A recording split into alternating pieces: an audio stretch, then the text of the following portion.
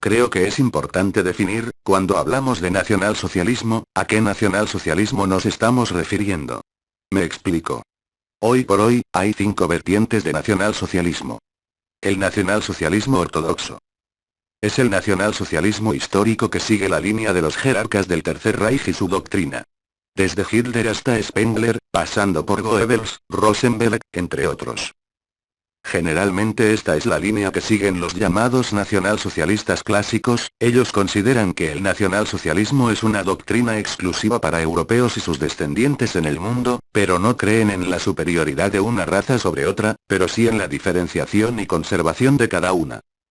Hoy, este tipo de nacionalsocialistas están concentrados en pequeños círculos de estudios a nivel mundial. El último gran rezago de este nacionalsocialismo histórico fue el mítico FEDADE en España, con Pedro Varela a la cabeza. Hoy son células clandestinas, que a veces salen a la luz pública con publicaciones, blogs, entre otras cosas. El nacionalsocialismo heterodoxo. Este es el nacionalsocialismo que nace de las interpretaciones que cada país le dio al nacionalsocialismo. Se deja de lado los factores primordiales y pilares de la doctrina nacionalsocialista, como la raza, sangre y suelo, y se pasa a hablar de cultura o etnia, incluso del valor del mestizaje. Ejemplos los tenemos, en su mayoría en México. Tomando los escritos de Vasconcelos y su raza cósmica, los nacionalsocialistas heterodoxos adaptaron un discurso que buscaba adaptar la doctrina a su propia realidad nacional. El nacionalsocialismo separatista blanco. Este es el nacionalsocialismo que propugnan los movimientos de los llamados WASP. White, Anglo-Saxon and Protestant. Estos son los famosos grupos del llamado White Power, o poder blanco, que están diseminados a lo largo y ancho de Norteamérica, desde Canadá hasta el extremo sur de Texas. Entre sus principales ideólogos están David Lane, William Pierce, Robert J. Matthews, entre otros.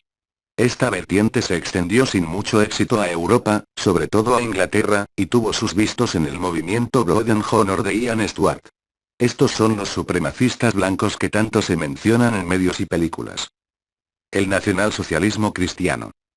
Usualmente desde una línea católica tradicionalista, los nacionalsocialistas de esta vertiente suelen ser fundamentalistas religiosos, buscan crear una nueva especie de cruzada contra el judaísmo y el islam, y liberar lo que ellos llaman el occidente cristiano de las amenazas de estas dos religiones, y la multiculturalidad que romperá el monolítico esquema racial europeo. El nacionalsocialismo esotérico, o el hitlerismo esotérico.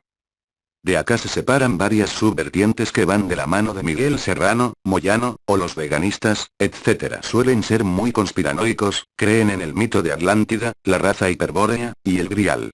Generalmente, esta es la vertiente más relegada, ya que se basa en puro subjetivismo espiritual, muy pocos los toman en serio y no es para menos.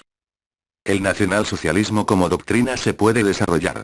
Sin embargo, cuando uno llega a cierto nivel de conocimiento de política, filosofía, historia y realidad nacional. Y con esto no quiero que se me malinterprete y se piense que me creo un erudito, todo lo contrario. Uno se da cuenta que hay cosas que, simplemente, por más buena voluntad que tengas, no van a funcionar.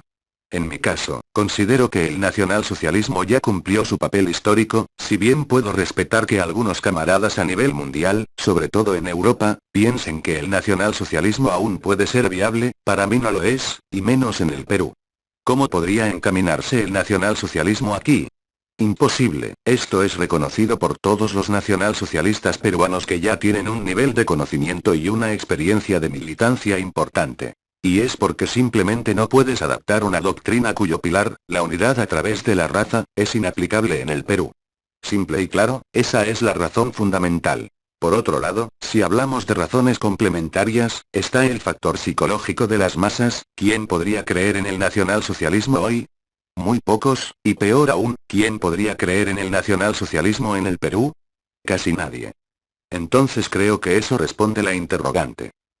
El nacionalsocialismo no es lejano al fascismo, porque ambas son corrientes afines. El nacionalsocialismo alemán basa su doctrina en la unidad a través de la raza y el concepto de europeidad, sangre y suelo, su cosmovisión es esa. Por tal motivo, yo estoy convencido que el nacionalsocialismo pudo, en el pasado, aplicarse en Europa o países con mayorías eurodescendientes. Pero en países latinoamericanos eso es absurdo, y acá dejo en claro que, hoy por hoy, rechazo todas las doctrinas del llamado nacionalsocialismo heterodoxo, ya que no tienen fundamento alguno. En términos simples, eso ya no es nacionalsocialismo. Se dirigió ante ustedes el inconformista anónimo, agradeciéndole su amable atención. Si quieres opinar al respecto, escribe tu comentario.